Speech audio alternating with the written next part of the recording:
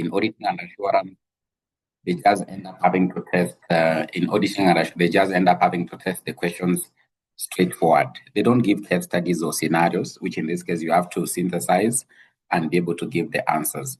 So the approach to answer advanced audit might be a bit different to how you'll be able to answer auditing and assurance, but be guaranteed the knowledge for the two units is just similar or one and the same, is relevant to each other. So what you learned in auditing and assurance still relevant to what in this case you are having to advance as you study your advanced auditing and assurance. For example, as I'm having to mention, you realize, for example, this was the sitting for December 2025, the one that just did this previous sitting. If you look at how the questions are formatted, you can see they are case studies, case study kind of. So you're given long stories, then you have to synthesize or look at the case studies and of course be able to utilize them to be able to answer the questions. So you can see how they test advanced auditing. Long stories, you're given long stories, then a question. So the case study kind of questions in advanced auditing and assurance. This is not as to how you got used to having to answer questions in auditing and assurance. So for advanced auditing and assurance, it is very important you understand how can I end up having to break down a question?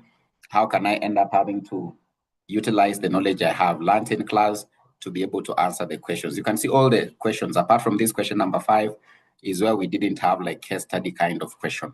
But you can see all the others. Question 4, case study. There is there. Question 3, case study. Question 2, two case studies, so part A and part B. And of course, also question 1, purely a case study scenario that you've actually been given. So we'll go through question number 1 because it is having to touch on mostly what you've already been able to cover in class, especially for those who are having to take advanced auditing and assurance. Then we can be able to see how you could have actually been able to answer this particular question. So the question is all about Duncan and Duncan Associates. So this is how the question is having to read. So it is saying, you are the audit associate. You are an audit associate at Duncan and Duncan Associates, a firm of certified public accountants responsible for the audit of Long Finger Limited for the year ended 30th of June 2025. You have been temporarily appointed as the audit manager for the audit because the audit manager in charge of the audit traveled abroad. So you are an audit associate who has actually been given a responsibility to be like an audit manager. This means you'll have to in this case guide a team that was actually left by this audit manager. The final audit for the year is nearing completion, and you are reviewing the audit working papers.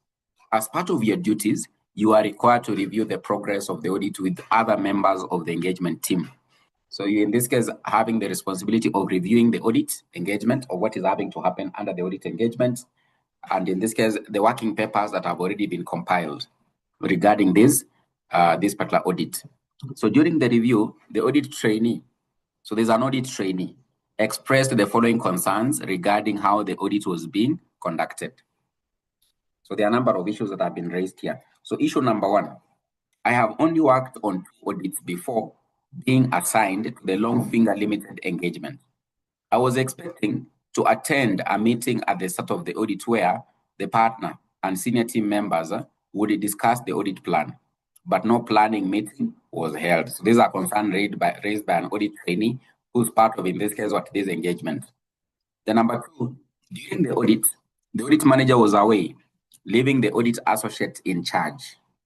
The audit associate was busy with other assignment and was not always available to provide guidance. So that's another challenge. This audit associate who has been left, this person here, who has been left by the audit manager, he doesn't even have time because there's a lot on his desk. Number 3, I was given the responsibility for auditing the goodwill arising from an acquisition made during the year. I also worked on the audit of inventory and attended the inventory count, which was complicated due to significant work in progress. Number 4, to assist the client, I helped their staff count some of the raw materials.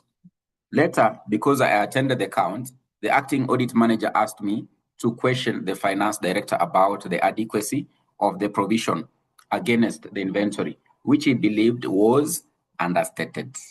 So the acting audit manager asked me 2 questions. So this acting audit manager asked for the questioning of the finance director.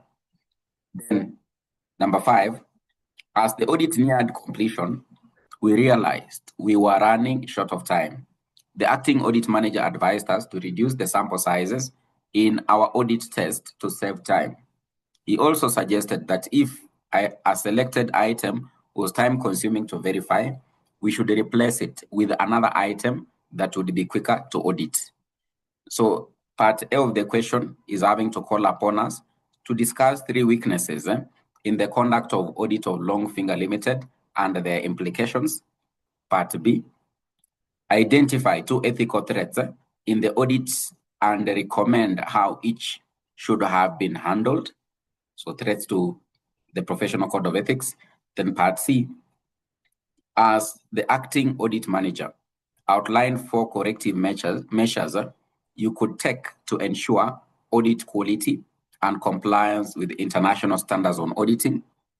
The corrective measures. So you need to correct what was there as a weakness. Then part D, with the reference to ISA 260, communication with those charged with governance, enumerate 3 matters that an auditor is required to communicate to those who are charged with governance. So of course, this part D doesn't so much relate to the case study, but part A, part B, and part C is having to relate to the case study. So you have to, in this case, understand what is happening under the case study to be able to adequately answer part A, B, and C. So for example, if you look at the first part here, of course, we've been given a number of scenarios here, but look at the first part here. It is having to call upon us to discuss 3 weaknesses in the conduct of the audit of Longfinger Limited and their implications. You just have, like in this case, an analysis or a look at these 5 scenarios. What do you think you're having to identify as a weakness in this engagement? You must be able to spot something that is out of the expectation, which in this case is having to indicate it is like a weakness when you're having to conduct an audit. What can you be able to spot? You can even use, I can see Nyakeri says familiarity. Lack of planning, very brilliant there from Tracy. There's lack of planning. Of course, you can be able to see it in the first point there. What else can you be able to spot? Lack of planning is a very correct answer. Very correct answer. You'll get marks for that.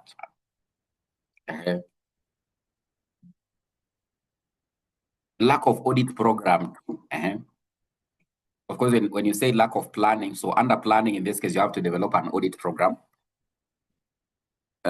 Taking part in having to count. Lack of proper supervision. Also, this one is a very correct answer. You see what is happening here? It is lack of planning.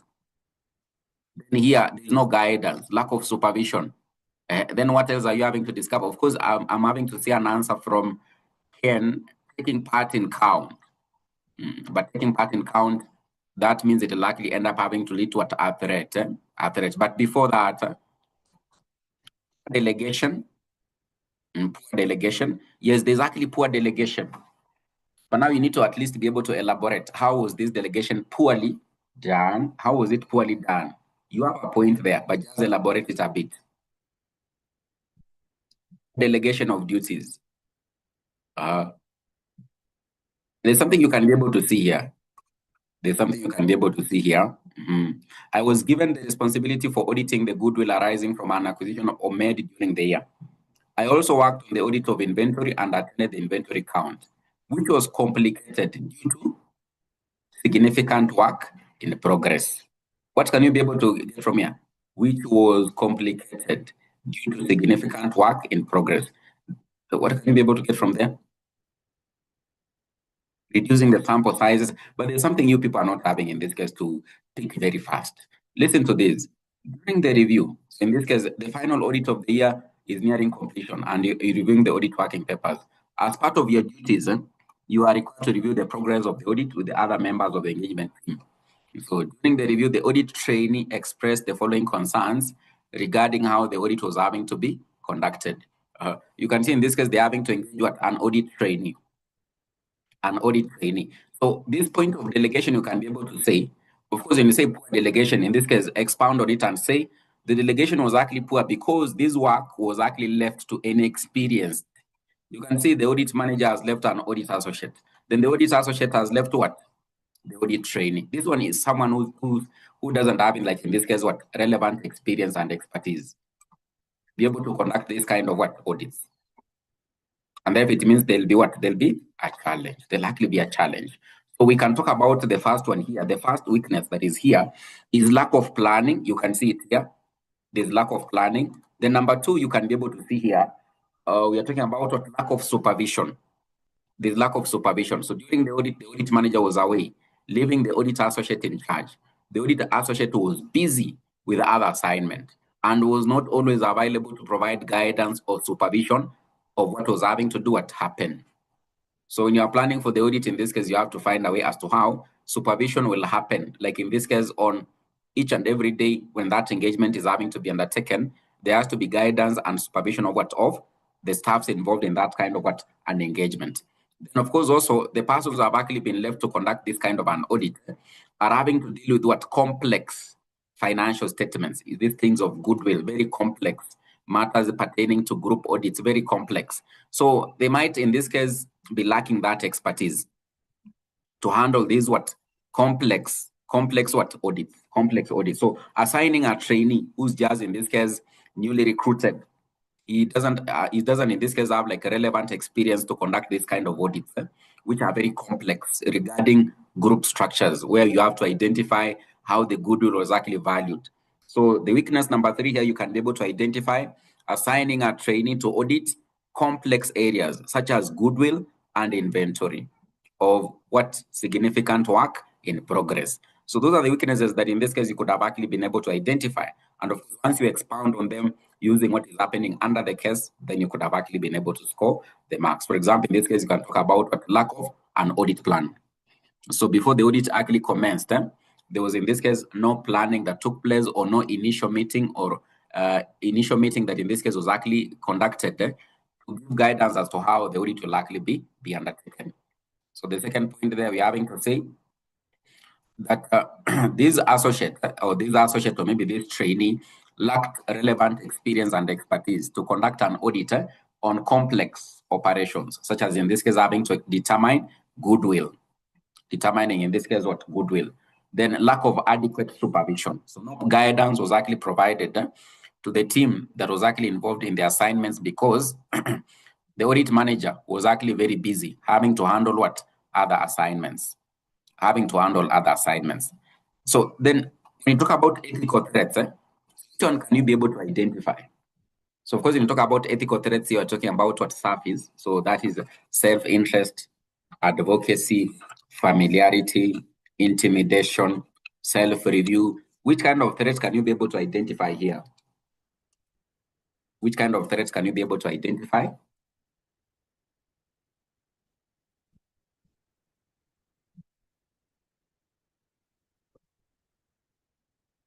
Unable to employ people. I can see the points you are giving. Limited skills, very correct. Limited skills. Incompetency, need of an expert to do what? Conduct an audit on what? Goodwill. So there's self-review. Self-review is actually very predominant. You can see what happened in this point here. To assist the client, I helped their staff count some of the raw materials. Later, because I attended the count, the acting audit manager asked me to question the finance director about the adequacy of the provision against inventory, which he believed was understated. As you can see, this audit trainee here was part and parcel of, in this case, what? Counting the raw materials. It's like they were having to undertake a stock check. Then maybe when he was having, in this case, conducting an audit, maybe it was on field work, he took part in having to count what? The raw materials. This raw materials count is part of what has actually been reported as the closing inventory in the books of accounts of this client. Then he's having to come back again and actually ending up having to do what? Having to question the same inventory, which is in the books of accounts. It's like having to review part of what, in this case, you participated in. Part of what you participated in. So that will end up having to lead to what we refer to as what? What we refer to as self-review threat. Self-review threat. What else? Which other threat? Which other threat can you be able to identify?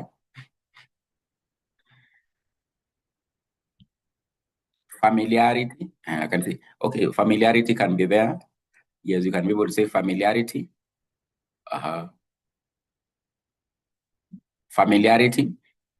How I wish Nyakeri you could be able to expound on that a bit. Familiarity, how is it having to come out? It can be a threat.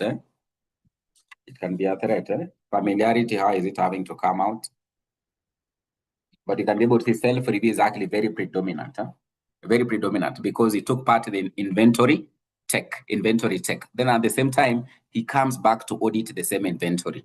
It's like having to review the same work that you've actually been able to conduct. So reviewing the same work you've been able to conduct. This inventory that you took part in having to count is what has been reported as the closing inventory, as the inventory in the books of accounts. So when you come back again to review, then you won't in this case raise questions about it so much because you'll in this case be like reviewing the same work you actually did. You cannot actually end up, it's like having to do an exam, then you mark again for yourself. So it cannot actually end up having to happen. You'll just be reviewing the same work you actually part and parcel of. So that will actually create a threat in terms of what your independence and objectivity to the way you're having to conduct what the audit. I can see Nyakeri has tried to explain that she's having to say, has worked on two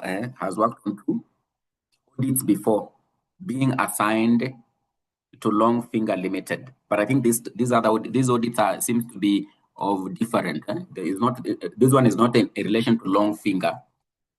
Is not in relation to Long Finger. I have only worked on two audits before being assigned to Long Finger Limited engagement.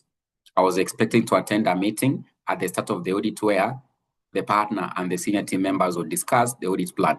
So this one it doesn't relate to Long Finger, so that one knocks out in your point. It knocks out your point. It knocks out your point.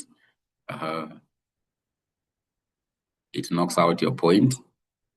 There's intimidation to some extent. There's intimidation, which is not exactly having to emanate from the end of the client. It's not having to emanate from the end of the client, but you can see what you are being told here.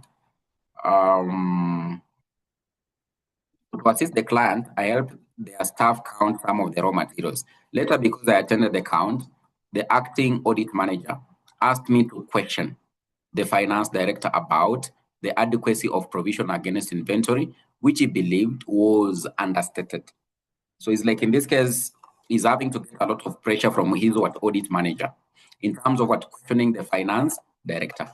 In terms of questioning the finance director. So the way this associate or this trainee will end up having to conduct this audit, it will likely end up having to be as a result of a pressure from his manager here. And therefore, to some extent, we can be able to talk about intimidation, which is exactly not having to emanate from the end of the client, but ideally from within his own firm. In this case, is having to get a lot of pressure regarding as to how he can be able to question the finance director. So we can talk of self-review.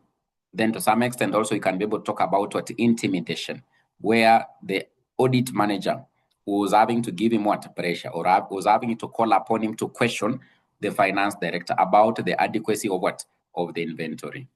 So you can talk of self-review, then you can talk of also intimidation. You can even talk of advocacy. You see, he took part in this case in having to take count these raw materials. Then you might end up having to find that the raw materials that they ended up having to count, the inventory was not actually correctly reported. So this audit associate or maybe audit trainee who took part in this inventory check, he might find himself in a compromising situation where he might advocate for the position of the client as what was actually reported as the inventory. So the self-review will go hand in hand with advocacy, because he has to advocate that inventory check is correct. He took part of it, and therefore, in any case, any questions are having to be raised. Even this finance director can take advantage of that. To inform him, you have to take note, you are part and parcel of this inventory check.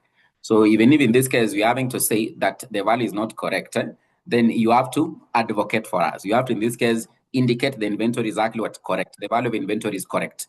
So they can be self-review because it's part and parcel of the team that did the count, at the same time having to come back and audit the same inventory. At the same time, also you can talk about advocacy, due to the fact that if it happens, the value of this inventory seems not to be correct during the audit, then the client or the finance director here might call upon him to advocate for their position, to defend their position, because the finance director here will end up having to call upon him to remember he was part and parcel of the inventory tech. And therefore, you need to advocate, or need in this case to defend the position of the finance director in terms of what? The inventory tech. So those are part of the ones you can be able to mention. So you can talk about self-review threat, you can talk about that advocacy, then intimidation to some extent, but not exactly directly from the end of the client, but from his end as the audit associate who was having to conduct this audit. So those are the three you can be able to mention. So if you could have been able to mention them here from this point here, then you could have actually been able to score the mark. So remember, the weaknesses, you've been able to identify them from the first three. Then you've been able to identify also in this case, what? The threats to the independence and objectivity, or the threats to the professional code of ethics. So in the exam, they can actually call upon you to indicate the threats to independence and objectivity. They can be very specific, or sometimes they can just be very general like this. Identify two ethical threats. So they haven't talked about independence and objectivity. You have to take note, the answers are the same. The answers are the same. When you talk about threats to the professional code of ethics, the answers are the same, surface. When you talk about threats to independence and objectivity, the answers are the same. So there's no difference. So you won't, in this case, end up having to say the ones for ethical are different from the ones independence and objectivity. They're not different. The answers are just the same. So the five. So the self-review, self-interest, self-review, self-interest, advocacy, familiarity, those ones. Intimidation. So you have to mention those ones to be able to get the marks there. I repeat, where the threats. So we are saying in the exam, the examiner can frame the question like this. State, of course, in the advanced auditing, they won't actually end up having to call upon you to state, but let's assume the question is like this. State the threats to the professional code of ethics. Alternatively, the question could be, state the threats to independence and objectivity of the auditor. The question is like the same, because you'll give similar answers. So like in this case, you can see they have actually indicated what? Ethical threats. Ethical threats. You know, now in this case, as a student, you would be wondering, they would have actually called upon you to indicate what? Threats to independence and objectivity. You might think the answers are different. So what you would state as threats to the professional code of ethics and threats to independence and objectivity would be different. It's not different. State the threats to the professional code of ethics. Alternatively, state the threats to the independence and objectivity of the auditor. So the answers are just the same surface. So hope we are together there. Hope you've been able to get my point. Advocacy threat. Advocacy threat is asking about advocacy threat. So this particular audit associate here, took part in the inventory tech. Then at the same time, he has actually ended up having to come to conduct an audit on this inventory. At that particular point in time, he's having to conduct an audit on this inventory. They realize that the value of inventory is not actually correct. And part and parcel of the parties who have actually been involved in having to mistake this inventory is the finance director.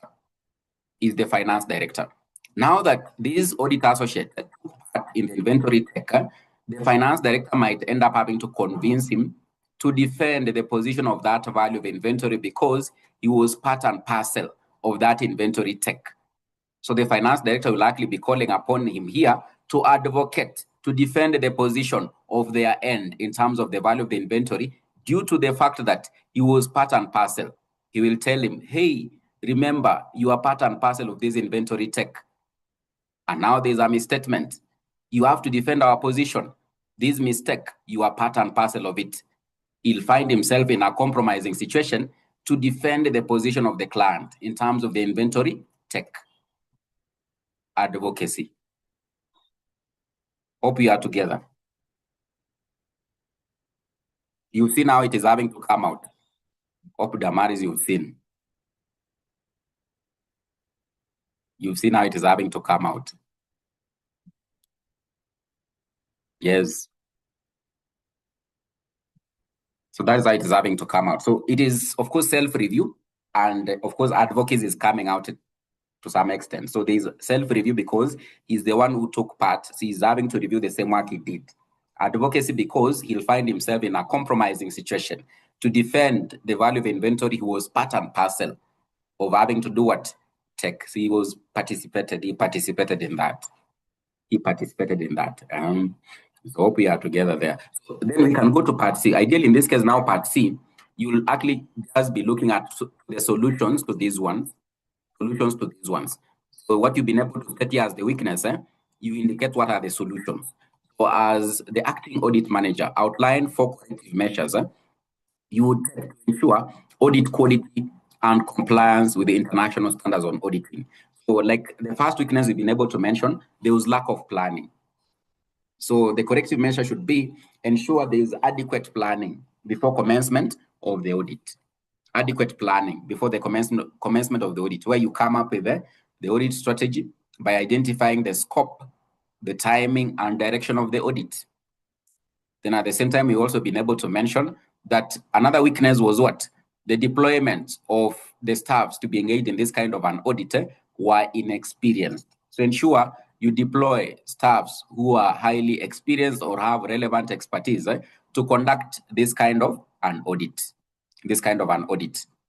So then ensure that while you're having to conduct this kind of an audit, you do not actually go against what the breaches in terms of the professional code of ethics.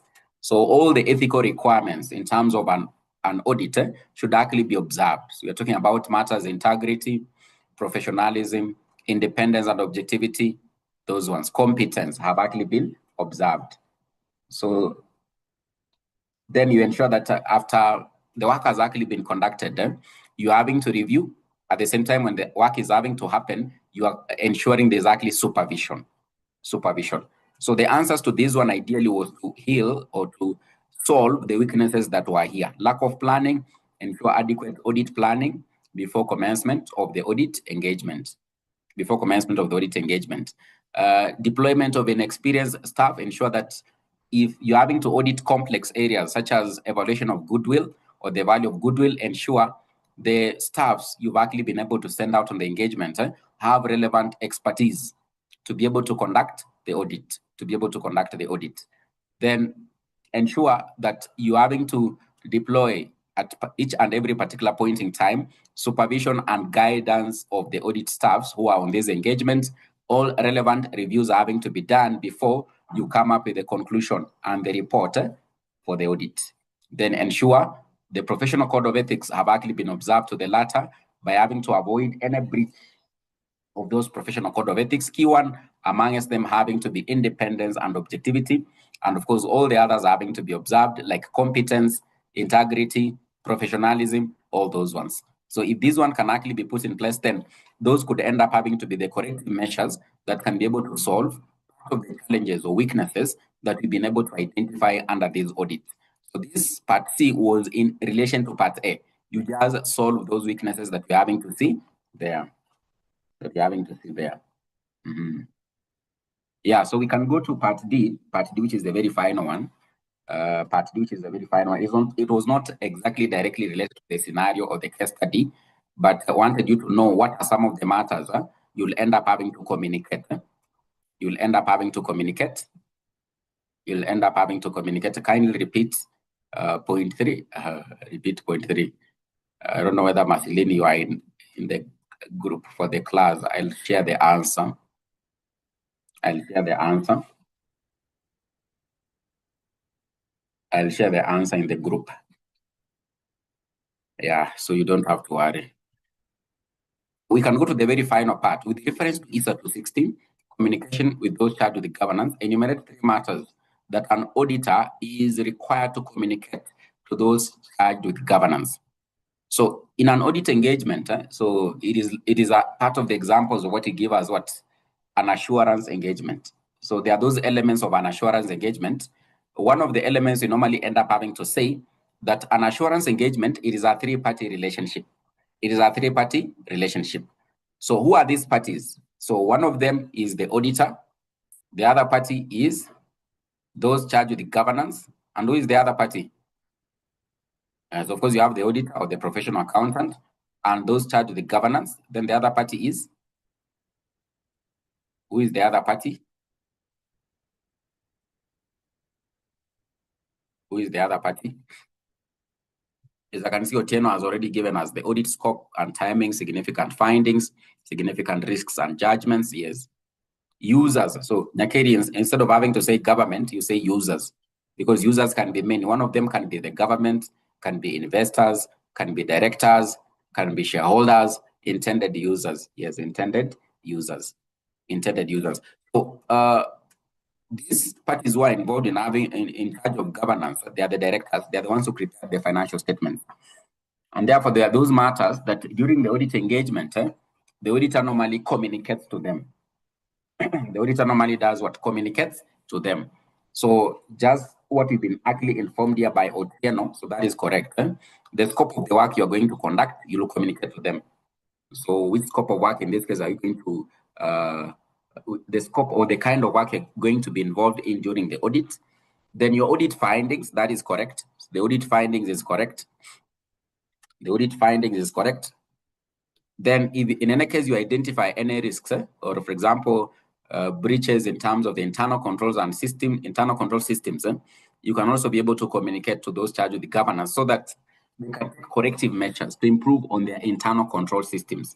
So we can talk about what can be communicated as having to be number one, the scope of the audit, the scope and timing of the audit. We can talk about your audit findings. You'll have to communicate. You can talk about inquiry about the written representations. You'll have to communicate to them to be able to provide. Then you'll also communicate to them matters pertaining to the internal control systems. Any identified weaknesses, you can be able to communicate to them so that by the time, maybe if it happens you're having to come on a repeat auditor, they would have actually enhanced or improved their internal control systems or internal procedures, facilitating or supporting the financial reporting process. Supporting the financial reporting process. So we can talk about what can be communicated as having to be number one, the plan, scope, and timing of the audit. Then the call upon by the auditor to the management or those charged with the governance to communicate the key matters, or in this case, the written representations, the audit findings that you've actually been able to come up with, the audit findings or conclusions, any weaknesses that you've identified in the internal control systems can also be communicated so that the management or those charged with the governance can utilize this to be able to improve their internal control systems, the internal control systems that are actually in place. So that is how you could have actually been able to handle this particular question here. So that's just in this case an example as to how they could actually end up having to test some of these questions. I would wish to end there for now, so unless there's any question. So I'll be able to share the answers to what you've just been able to discuss so that you can be able to use it for your own personal revision. But ideally, that is part of what will happen in some of the questions you'll end up having to come across in your upcoming exam. In your upcoming exam.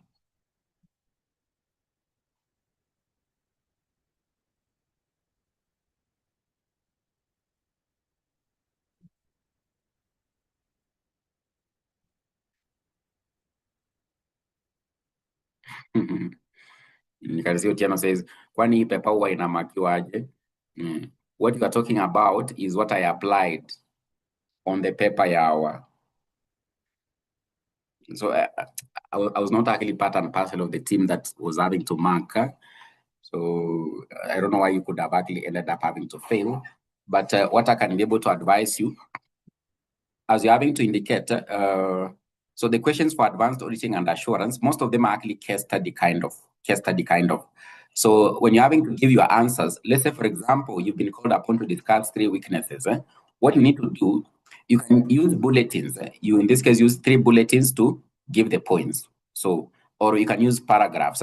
When you're using paragraphs, make sure you use separated paragraphs, 3 separated paragraphs. Then also make sure if you're having to give your answer, the very first point you're having to give is actually the main point. Is the main point. For example, if you say discuss 3 weaknesses, we've already seen what planning was a problem. The first thing that must be seen in your answer 1 is lack of planning. lack of planning was a weakness. Then you can be able to now elaborate on it, how this lack of planning was having to occur or was happening. There was no any initial meeting that was actually conducted before this engagement commenced. So make sure you do that. If you're using still the same case paragraphs, make sure the first point is actually the main point. Because sometimes, students end up having to write long paragraphs. Then the examiner is trying to find an answer in between the paragraph. So it doesn't have that luxury of time to look into those details. Make sure that your very first point is actually the key point. Then if it is having to call upon you to explain, then now you can elaborate further with what other explanations. But the first sentence is very key. The first sentence is actually very key. You can use bulletins or you can use paragraphs. If you use paragraphs, use separated paragraphs. Never mix two answers in one paragraph. You'll score a single mark. If you are to get 2 marks for each point, each point 1 mark, 1 mark. If you mix 2 points in one paragraph, you'll get 1 mark. These examiners don't have the luxury of time to waste on having to trace your answers. They are marking, someone is marking 100 scripts or 1,000 scripts. So 1,000 scripts. So you just have to be like very strategic as to the way, in this case, you're having to approach the paper. Be very strategic. Be very strategic with the way you're having to do what, approach the paper and give the answers. Give the answers. That's what I can be able to advise for now, Otieno.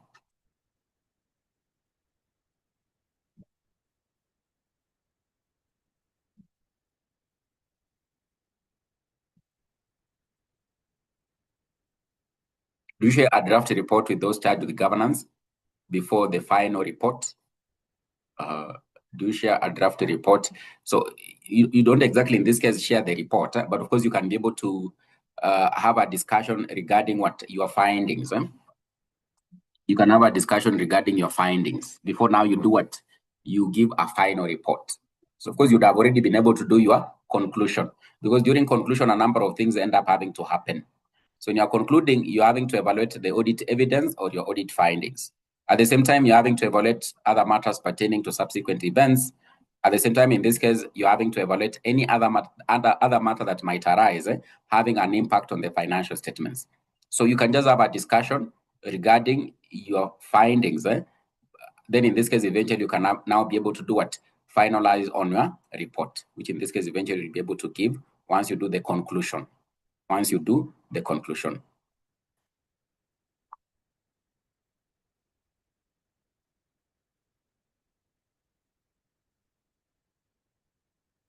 Mm-hmm.